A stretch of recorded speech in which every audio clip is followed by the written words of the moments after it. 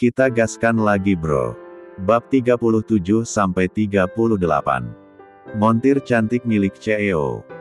Berbeda dengan tadi pagi, sore itu awan kelabu menutupi cahaya matahari yang hendak menyinari bumi. Tepat saat jam pulang, hujan turun sangat deras sekali. Petir dan kilatannya pun saling beradu seolah saling bersahut-sahutan, seakan-akan menandakan betapa marahnya langit pada bumi. Untuk sebagian karyawan yang memiliki kendaraan roda 4, derasnya hujan sama sekali bukan halangan untuk mereka kembali pulang ke rumah masing-masing. Namun untuk Alexandra yang menggunakan kendaraan roda 2, tentunya hanya bisa menunggu sampai hujan sedikit mereda. Mau kemana? Tanya Davis pada Ale. Ya, saat ini di lobi Davis bersama Alexandra menunggu hujan sebab keduanya memang menggunakan jenis kendaraan yang sama. Kalau sudah reda, lo pulang aja duluan, Fis. Gak usah nungguin gue ya. Ale kembali melangkah menuju tangga darurat. Setelah menunggu hampir 1 jam hujan yang tak kunjung reda membuat Ale memutuskan untuk melanjutkan pekerjaannya. Daripada waktu terbuang sia-sia, lebih baik dia menyelesaikan apa yang bisa diselesaikan hari ini. Ale pun kembali mengganti bajunya agar lebih aman dan nyaman dalam bekerja. Di tempat yang lain, tidak terganggu dengan suara hujan dan petir yang begitu nyaring di luar, Leo masih berada di posisinya. Seperti yang dikatakan sebelumnya, awal bulan adalah hari tersibuk bagi pemimpin perusahaan itu. Karena laporan-laporan penting selama bulan lalu harus menjadi bahan diskusi dengan Tuan Peter alias dedinya. Nantinya mereka berdua akan sama-sama mencari jalan keluar dari setiap masalah yang terjadi di kantor-kantor cabang perusahaan tersebut. Memang sudah tidak diragukan lagi keprofesionalan kedua pria beda generasi itu. Leo yang usianya terbilang masih muda untuk menjabat sebagai seorang pemimpin, mampu membuktikan bahwa dia layak untuk berada di posisinya saat ini. Begitupun Tuan Peter, walaupun Tuan Peter sudah mewariskan seluruh harta kekayaan termasuk perusahaan raksasa itu pada sang putra, namun Tuan Peter sama sekali tidak lepas tangan. Jika ada yang perlu didiskusikan maka dengan senang hati pria itu akan membantu sebisanya.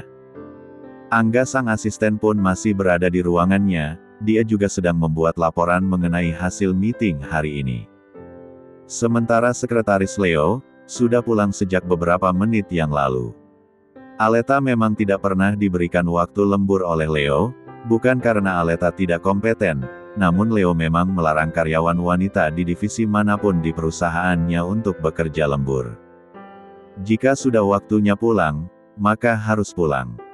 Pekerjaan yang tertunda hari ini, maka dikerjakan keesokan harinya. Begitu seterusnya. Yuch. Leo melenguh, merentangkan kedua tangannya lalu membunyikan buku-buku jarinya yang terasa pegal. Apa dia sudah pulang? Leo melihat jam Rolex yang melingkar di pergelangan tangan kirinya. Ya, pasti jam segini dia sudah pulang. Gumamnya lagi sesaat ketika melihat waktu susah menunjukkan pukul 7 malam. Leo berjalan menuju sofa untuk sekedar meluruskan tulang. Pria itu lalu merebahkan tubuhnya yang terasa sangat lelah, beristirahat sejenak sebelum kembali berkutat dengan pekerjaannya lagi. Kruk. Ah. Ale memegangi perutnya yang terasa perih. Lapar? Ya sepertinya begitu. Apalagi dia tadi juga melewatkan makan siangnya, kalau bukan Davis yang membawakan Ale sepotong roti isi, mungkin perut sampai saat ini perutnya masih kosong sejak pagi. Ale pun menghentikan pekerjaannya.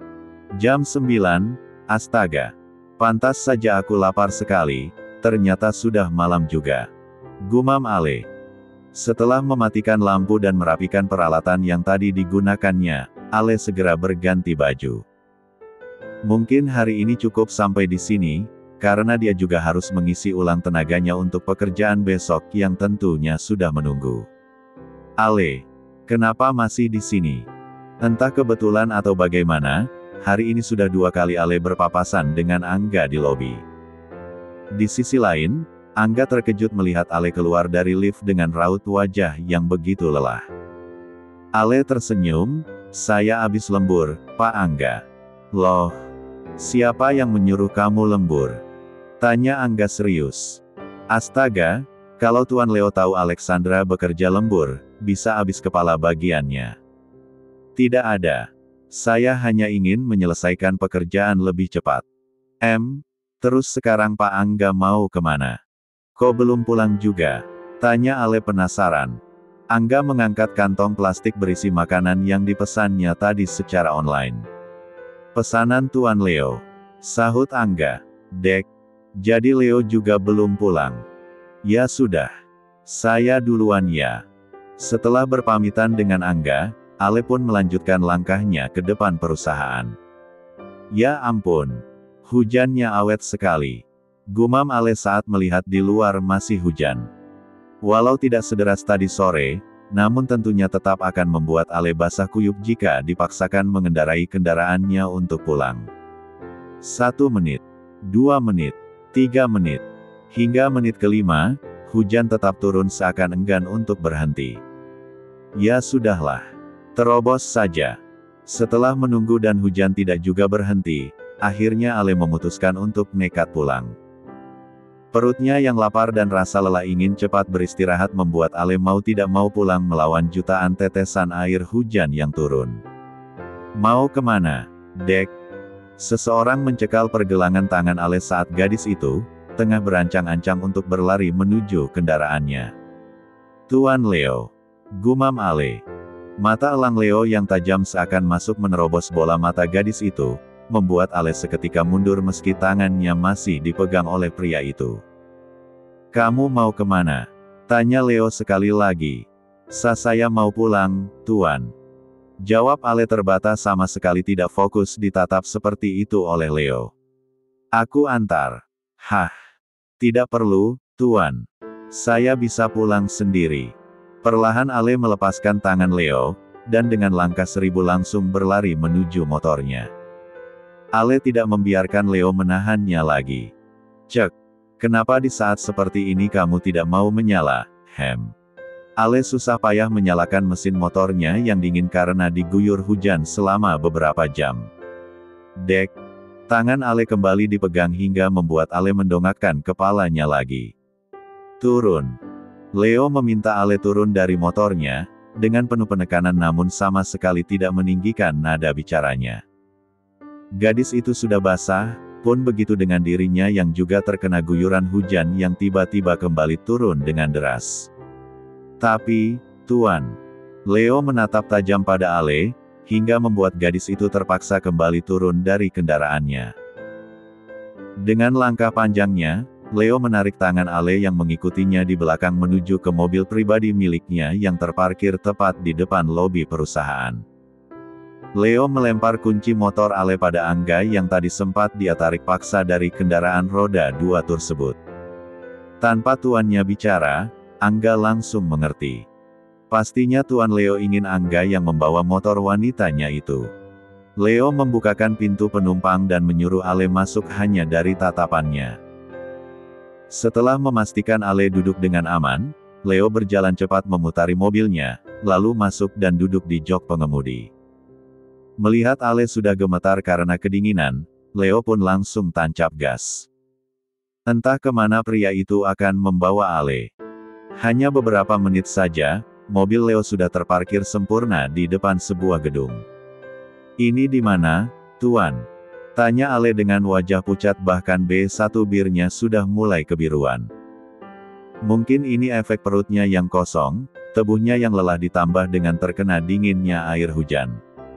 Ayo, turun. Tanpa menjawab pertanyaan Ale, Leo mengulurkan tangannya dan Ale pun tanpa sadar menerima uluran tangan itu.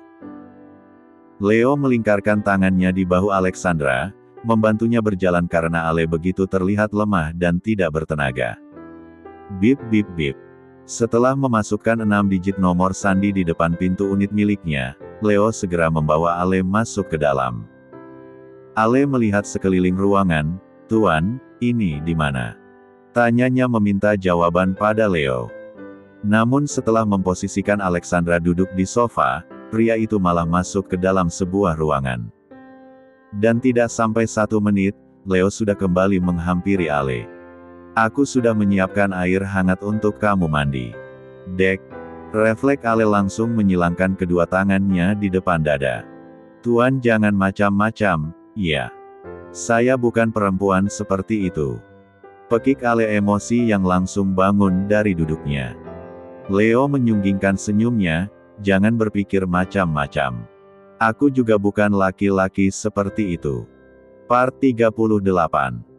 Setelah memastikan bahwa Leo memang tidak memiliki niat buruk padanya, Ale bergegas mengikuti langkah pria itu masuk ke dalam sebuah ruangan yang ternyata adalah kamar. Matanya berkeliling melihat desain kamar pribadi pria jangkung itu. Kamar yang didominasi oleh warna putih dan coklat, meski tak terlalu banyak warna namun tetap terlihat elegan dan mewah. Aku akan mandi di kamar mandi lain, ucap Leo pada Ale, setelah mengantarnya sampai ke depan pintu kamar mandi yang ada di kamar pribadinya. Ale mengangguk, baik, Tuan. Leo menatap Ale tajam, seolah tidak suka Ale terus menyematkan kata Tuan di depan namanya. Ale menggigit B1 bir bawahnya, baik, Leo. Ujar Ale meralat ucapannya. Leo mengusap rambut Ale dengan lembut, good girl. Ceklek. Pintu kamar terbuka, sontak Leo yang sedang duduk di sofanya langsung menoleh. Dek. Leo tertegun, tanpa disadari Leo menelan selaivannya, melihat pemandangan yang tersaji di depan kedua mata lelaki itu. Tuan. Suara lemah lembut Ale seketika mengembalikan kesadaran Leo. Mom, nanti aku hubungi lagi. Leo berbicara di sambungan teleponnya. Tadi niat hati ingin langsung mandi dan membersihkan diri, tiba-tiba saja mominya menghubungi, dan memberikan berbagai macam pertanyaan yang intinya kenapa Leo belum juga pulang padahal sudah sangat larut. Apalagi saat ini di rumah utama tengah ada Tante Bia dan suaminya beserta putri mereka, Lintang. Leo meletakkan kembali gawainya di atas sofa. Sit. Leo merutuki kebodohannya, menyesal karena tadi dia memberikan kemejanya, untuk Ale pakai sebagai ganti bajunya yang basah. Padahal dia pikir Ale tidak akan terlihat se-S3 itu. Kemeja putih milik pria itu terlihat kebesaran membalut tubuh Ale yang mungil. Surainya yang sedikit berwarna pirang kontras dengan kulitnya yang putih dibiarkan terurai begitu saja karena masih sedikit basah. Sejenak Leo terpaku, menatap Ale begitu dalam dan penuh arti. D4 rahnya sudah berdesir sampai ke obun-obunnya saat hatinya terus memuji kecantikan Alexandra. Tuan. Lagi Ale kembali memanggil Leo, maksudku. Leo. Leo menghampiri Ale. Katanya kamu mau mandi. Tanya Ale polos saat melihat Leo masih dengan pakaian yang sama. Leo berdehem mencoba menetralkan kembali pikirannya. Ya, aku mandi sekarang. Sahut Leo, yang langsung memakai jurus 1000 langkah masuk ke dalam kamarnya. Bahaya lama-lama melihat Ale dengan pakaian seperti itu. Setelah Leo pergi, Ale pun duduk di sofa ruang tamu. Kruk.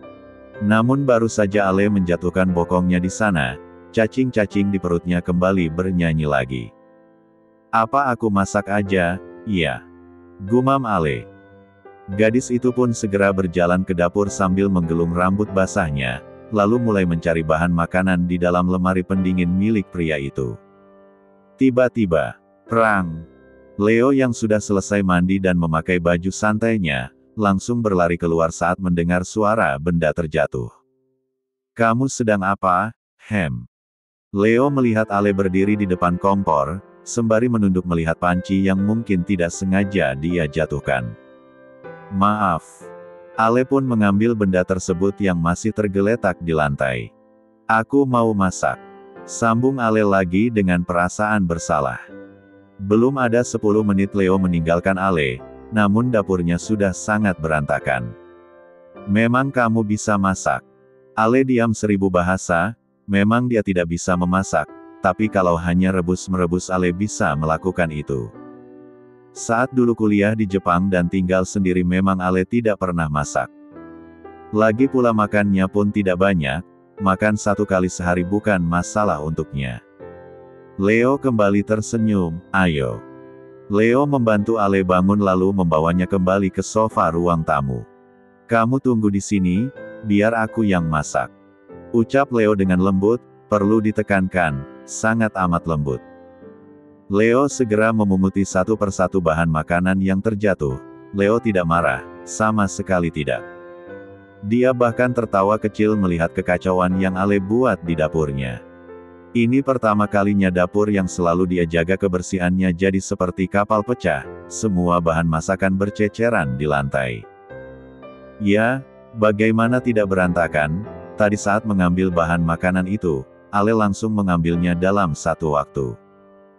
Menumpuknya hingga tinggi, dan saat Ale berjalan menuju meja bar di dapur itu, semua bahan masakan akhirnya jatuh ke lantai dan mengenai panci hingga menjatuhkan panci tersebut.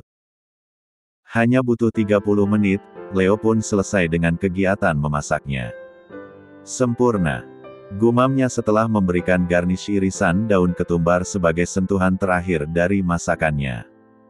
Sup ayam jagung telur makanan sederhana yang Leo masak spesial untuk Alexandra. Semoga setelah memakan sup itu bisa mengembalikan lagi energi mereka berdua yang sudah terkuras habis hari ini. Setelah menata masakan yang dibuatnya di meja bar di depan dapur, Leo lalu beranjak dari dapur menuju ruang tamu di mana Alexandra berada. Leo tersenyum kecil lalu masuk ke dalam kamar untuk mengambil sesuatu. Pasti dia sangat lelah. Gumam Leo dalam hatinya seraya menyelimuti tubuh Ale sampai ke batas dada dengan selimut yang tadi dia ambil dari dalam kamarnya. Leo menatap lekat wajah Ale, bulu matanya yang lentik saling beradu, B1 birnya yang berwarna merah delima tiba-tiba membangunkan hasrat kelelakiannya. Cup. Tanpa sadar Leo mendaratkan kecupan di kening Ale. Astaga, apa yang aku lakukan? Batinnya merutuki kelakuannya yang sudah lancang mencium kening gadis itu. Leo menggelengkan kepalanya berusaha untuk menepis pikiran-pikiran kotor di kepalanya. Tiba-tiba, Yuch, Ale melenguh panjang. Leo, maaf aku ketiduran. Ale membetulkan posisinya, menutupi paha dengan selimut yang entah dari mana datangnya, lalu duduk kembali di sofa itu. Nanti lanjutkan tidurnya. Sekarang kita makan dulu, ya. Ucap Leo kembali mengusap pucuk kepala Ale.